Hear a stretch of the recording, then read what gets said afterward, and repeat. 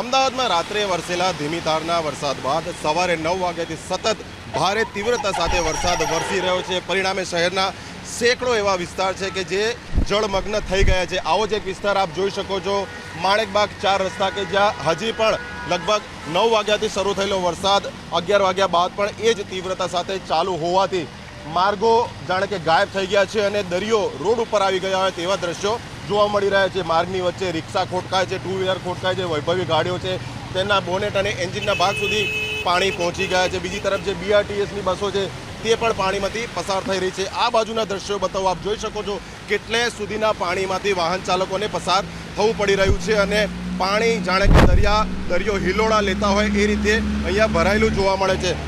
Truck છે તો ટ્રકના અડધા ટાયર ડૂબેલા છે, તે પ્રમાણેની સ્થિતિ છે। સામેની તરફ આપ જોઈ શકો છો વાહન ચાલકો જે છે, વૈભવી ગાડીઓ છે, ત્યાં સુધી તેમને પાણી પહોંચેલા છે, એટલે ગાડીઓની અંદર સુધી પાણી પહોંચેલા છે। સામેની તરફ આપ જોઈ શકો છો એક જે દ્વિચક્રી વાહન ચાલક છે તેનું ટુ વ્હીલર બંધ થઈ ગયું છે।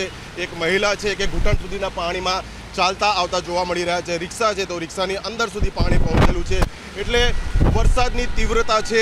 મ્યુનિસિપલ કોર્પોરેશનનો સ્ટાફ પણ છે કે જે આ ભરાયેલા પાણીનો નિકાલ થાય તે માટે મેઇન હોલની પાસે તેનું જે મેઇન હોલ ડોર છે તે ખોલીને ઊભું છે, જેથી કરીને પાણી નીકળે। એટલે એવું પણ નથી કે કોર્પોરેશન પ્રયત્ન નથી કરી રહ્યું, પરંતુ વરસાદની તીવ્રતા એટલી છે, પરિણામે હાલમાં શહેરના મોટાભાગના વિસ્તારોમાં આ સ્થિતિ જોવા મળી રહી છે। કેમેરા પર્સન અમિત મકવાણા સાથે અર્પણ કાયદાવાલા, ઝી મીડિયા, અમદાવાદ।